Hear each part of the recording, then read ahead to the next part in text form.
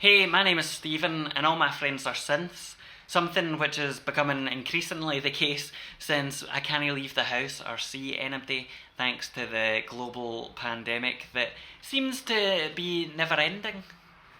I do have my dog down here called Bimo, so you might be able to hear him snoring on this video, although I'm trying out a new tie clip situation, and it was some cheap shite tie clip, so this might not even be recording audio, and if it's not, I'll be furious, but I guess we'll find it out in due course.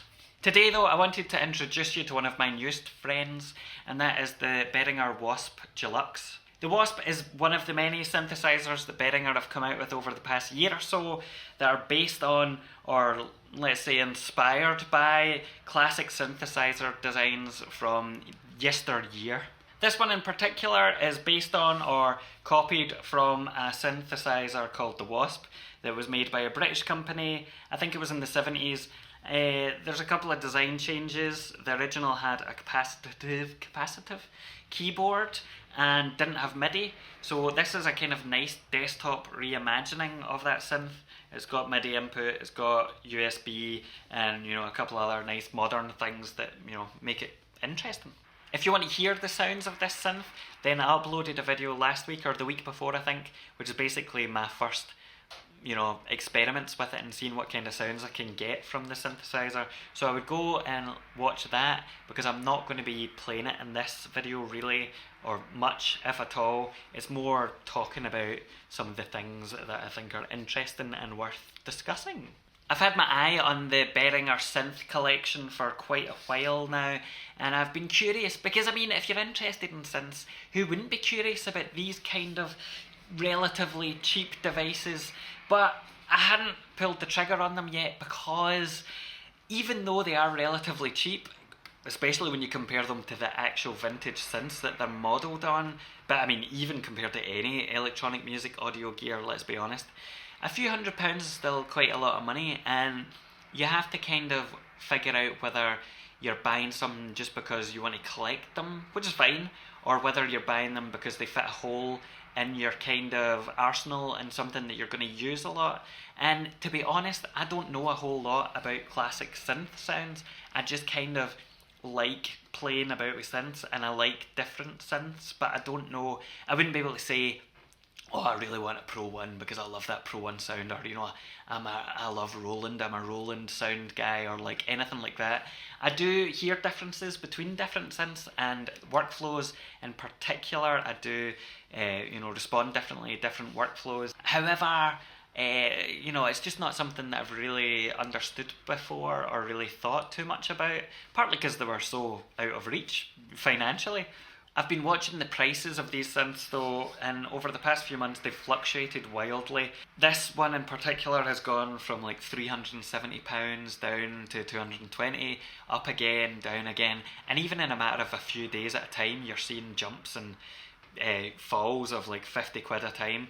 So when I saw Anderton's in the UK had dropped the price of this down to I think £213, I thought, maybe it's time to take a punt on one of them and see what everyone's talking about with regards to the Behringer synths.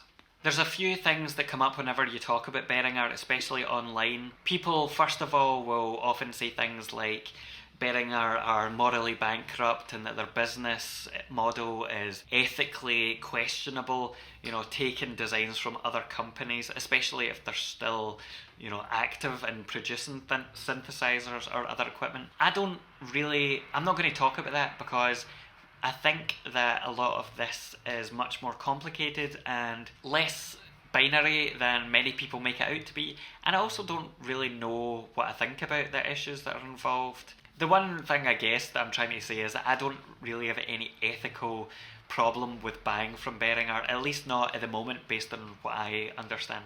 The second big thing that many people bring up whenever you talk about Behringer is the issue of quality. And by that I mean that many people seem to have this perception that literally anything Behringer produce is just cheap crap, and that if you buy one of the things today, then you'll have to buy it again in a few weeks because it'll just fall apart on you. And even objectively, to me that seems like a gross generalisation, irrespective of your own kind of experience with particular products. I mean, I've got Behringer gear, and I've had lots of different Behringer gear. I've got this mixer which has basically been abused, thrown in boxes, fallen off tables, all the rest of it. Still works. Had it for 15 years. I've got an ADAT I've had for years that I use to connect up to my interface and have multiple outputs and inputs for my Eurorack system when recording. And I also have like a patch bay and other things. But this is just my experience. But if you look at Behringer as a company, or as a collection of companies, as I think they are now, they've got a whole bunch of different brands. They have some really quality products, and they have some entry level products. And you shouldn't extrapolate from the quality of the entry level products and apply that to every product that they make. For example, they have some very, very cheap, very plasticky guitar pedals. And whilst I wouldn't buy them because I know that if I take them on tour they'll get destroyed, I might buy them if I wanted to just try out a chorus effect when I'm working in the studio with my synths and I know that it doesn't need to be particularly robust. There's also differences between their range even within the same price range. So for example, I've got a phaser pedal. Whilst it cost me £19 I think, it's not cheap and plasticky. Well, it might be cheap, but it's not plasticky like the other stuff they have. And so, you know, the idea that everything Behringer makes is shite is just not, doesn't hold water. With that caveat, there are some issues with the Wasp synth in particular that I have to tell you about, and with my own experience, but I want you to know that I'm not doing that just to be someone who complains about Behringer like, you know, people do without giving it a second thought. The first issue I ran into when it came to the Wasp synth was with the power supply unit, and as you might expect, it was a kind of cheap, crappy, plasticky thing from, you know, wherever, but it had that kind of standard thing where European manufacturers have the kind of swappable plug end point, which I don't like. It's pretty unreliable and not very nice to use. I'm not convinced about the grounding situation either, to be honest, but fine, whatever, to be expected. But what I didn't expect was that when I unplugged it for the first time, literally the first time, it did this and literally just fell apart. And I mean, come on. That is something I could overlook though, because, you know, peripheries, accessories like that, you don't really necessarily expect them to be top notch. I've got lots of other power adapters. It's a kind of standard 12 volt DC thing, so fine, I was willing to overlook that. However, there is one big issue with the Wasp synth, which is a real problem for lots of people, and that is that there is what is being described as a double trigger problem, and it's quite hard to explain. Every time you trigger a note and you have your filter set up, say, to open up for each note that gets triggered, there's a problem whereby there are kind of random instances where the filter gets re-pinged or reopened. That, whilst at first I thought, oh well, I'll just deal with it, it's not a big deal, I can ignore it. Like, it's you know, I don't want this as a perfect synth anyway. It's kind of just to explore with and, you know, see what kind of interesting sounds I can get.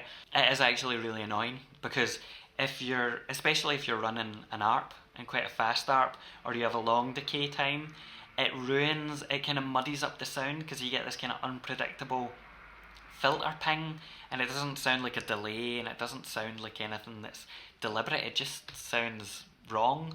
So that's disappointing. The big issue with this though is that it's a hardware problem, it's not a software problem, which means they can't just issue a firmware update and that'll fix it. It's an actual issue with the design on the PCB, and it affects a whole chunk of serial numbers. This is an S19, and I believe the S19 and the S20s, some of them have the same issue, which means it covers a big chunk of the synths that they've already sold, and a lot of the synths that are still out there in, you know, retailers' stock and warehouses. If you have one of these synths and it has this problem, you then have three possible options basically. You can either return it to the retailer and get them to exchange it or refund it. You can send it to Behringer for them to repair it, or you can DIY repair it. Taking them in reverse, the DIY repair is relatively straightforward. You basically just solder a resistor in parallel with a diode, which basically takes the diode out of the equation, and that is reportedly what Behringer do when they fix it. you don't really want to be opening up a brand new synthesizer and disassembling it just to do that. It's not what you've spent a few £100s on. It might be, a cheap synth, but it's not one that you should be DIY fixing yourself. And it obviously breaks the warranty. So if anything else goes wrong, you can't return it or get it repaired properly without spending more money. The second option is to send it back to Behringer, and this is not a great option either because you have to send it to Germany, and from what I understand, people that have done this have had to pay the postage to Germany, and Behringer are not reimbursing people for that. And to be honest, that's a bit fucking rich. Like, if you buy something and it's a hardware fault, then they should be covering the postage costs to get it fixed. The reason I'm not keen on doing this though is that if I have to post it to Germany, then there is the chance that I'm going to get hit with customs tax and fees on the way back thanks to Brexit. So I don't really want to go down that road either.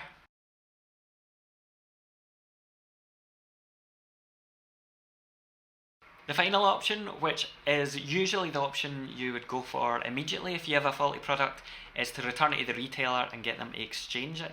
And the problem with that is that in this case, it isn't just a one-off unit problem, it's a problem with lots of the units that were produced in batches. And because of that, there's no real way to know if you exchange your synth whether you're going to get another synth that has the exact same problem or if you're going to get one of the newer ones.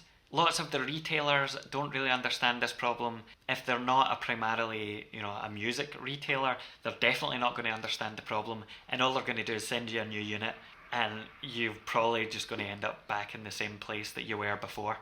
So none of the options are particularly great, to be honest. The one thing I know that I'm not going to do is return it for a refund because I actually really like the sounds that come out of it.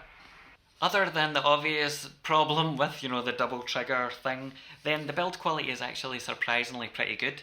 When I first, started using it, I was surprised at how, not stiff, but like sturdy the knobs were. They're not all, wobbly, they've got a good feel to them. It's got a nice weight. I don't have a whole lot to complain about in terms of the build quality. It's not, a tank. The wood is not particularly great, but you're not paying for a boutique synth, so what do you expect? Overall though, it is a decent enough build and no complaints. In terms of features, there's a few interesting things to kind of talk about or think about.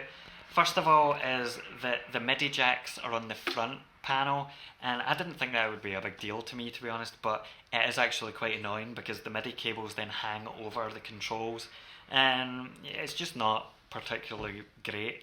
The reason the jacks are on the front though is because this is designed in theory so that you can rack it along with the other synths in the range, and that you can interoperate between them and patch them together and stuff, and that's a nice idea. Obviously if you did that you wouldn't be able to access the MIDI from the back because it would be in a rack.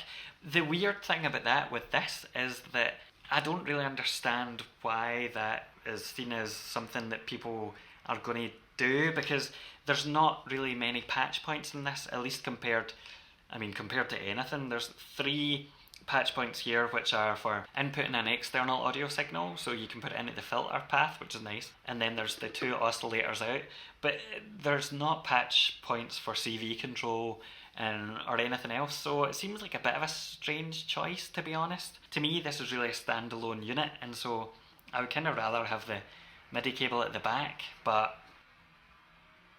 when it comes to the sound, which is the most important bit really, I guess, of the synth, then I was concerned, as I mentioned earlier, that this would just be another kind of sound that I could get from any other synth I have, and actually I was surprised because that wasn't really the case. And while a lot of the reviews online that talk about this synth in particular talk about it as being buzzy and harsh and all the rest of it, you can get those sounds, and you can get some wild sounds when you turn up the resonance, and especially with the 2 filter modulation controls in here, you can do some really interesting, horrible, but still musical sounds. But that isn't all it does. It does some really nice bass sounds, and it does some nice leads, and overall I actually just spent ages playing with it, and it does seem to fill a hole within my sonic palette that I didn't quite know was there. And it might just be that the workflow makes it easier to get to certain sounds,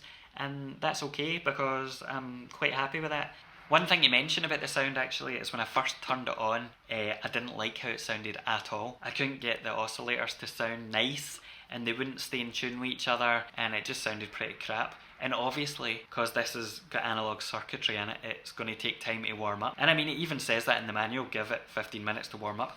But my experience with other analog synths has been that it hasn't taken as long to stabilise as this does. This seems to actually need 15 minutes until it's stable, and once it is stable it sounds great. But it is some maybe to watch out for, that if you've had analog synths and you're used to them warming up fairly quickly, this takes a wee bit longer than you might expect. So there's not much else to say except that I'm actually pretty pleased that I took the punt on this, and it's piqued my curiosity for the other Behringer synths, and that could be a dangerous game to play, because if I'm not careful I could end up with a whole wall of their options. But I guess there could be worse things. If you're curious about these Behringer synths, then I would suggest having a look, seeing which one piques your own curiosity the most, and maybe consider taking a punt on them, because they are actually pretty decent.